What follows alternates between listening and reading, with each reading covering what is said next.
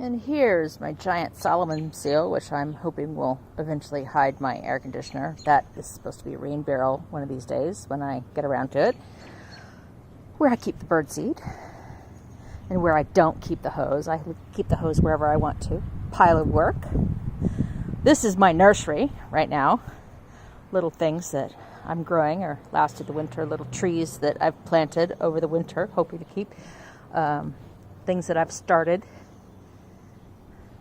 This is my other Japanese maple, and it is the sort that can live in a pot its entire life. So there's the pot it will live in. It'll be about 5 feet tall. Those are a couple more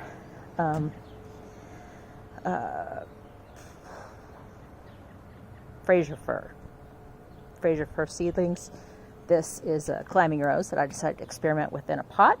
It got giant. And this is what lasted the winter. Well, actually, a lot more of it lasted the winter. But then I pulled it out into the sun before we got that really cold spot. And it killed some of the branches that had gone all winter. So we're letting it start over. This is a sort of rose. It's called a Cecile Brunner. Will eat your house. So I'm not the least bit worried about it. And I got lazy and tired when planting tulips last year. So I planted a bunch around it on the edge. See, I planted, you probably can't see that. Here is a patio blueberry that is about to bloom like crazy. Really looking forward to that one. That is a rose called the Fawn. It's almost a ground cover. It's beautiful, ever blooming. And then some hostas. That's my junk potting area. Oh, this is nectarine tree, almost done blooming. And peach tree. It's its second week blooming. And the apple tree made me a liar. This is it started blooming. This is more narcissus from Anne's garden. This is a Granny Smith apple. That is indeed going to bloom. I don't know how these branches are going to hold up a Granny Smith apple. So, we'll see. Oh my goodness, this one's going to bloom for the first time. This one is a Rhode Island greening. This is a very old apple from the 1600s.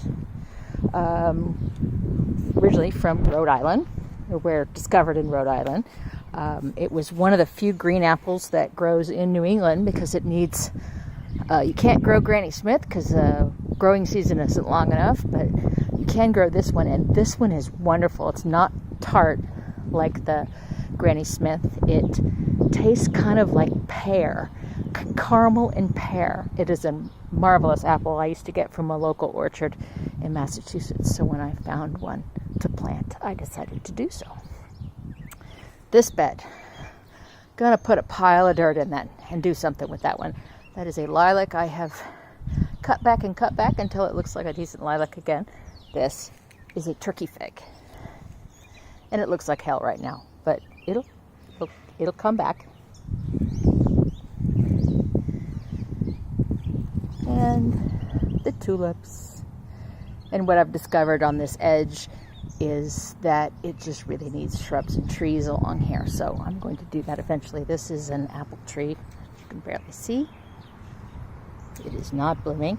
It is an Arkansas black. This one is a really extremely dark red apple that keeps. This you can't really see yet. That is a copper beech. It's a columnar copper beech called Red Obelisk. It's a narrow beech, and over there is a narrow weeping cedar.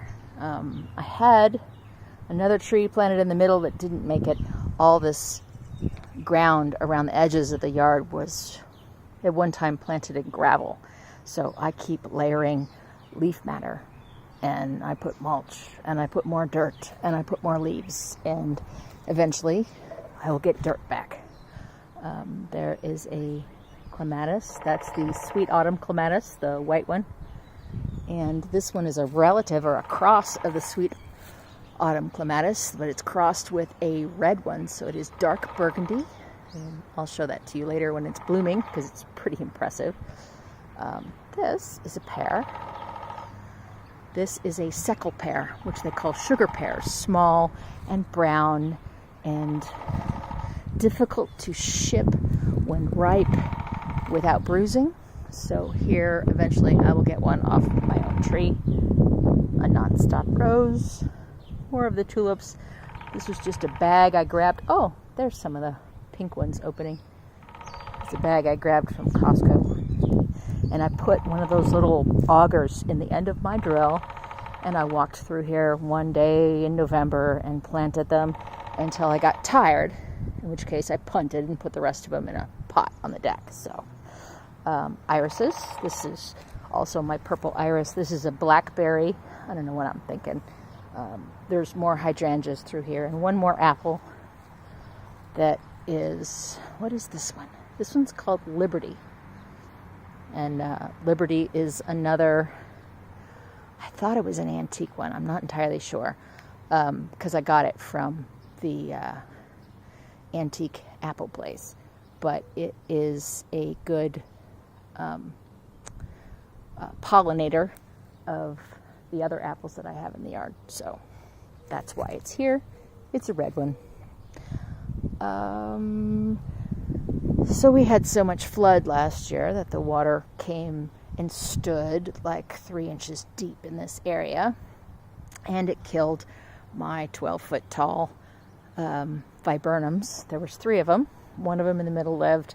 The other 2 I had to cut down. So I'm going to be putting more dirt in here and putting up, I think, green giant arborvitaes. Put something tall, very wide, so I don't have to worry about the water in this area. Anyway,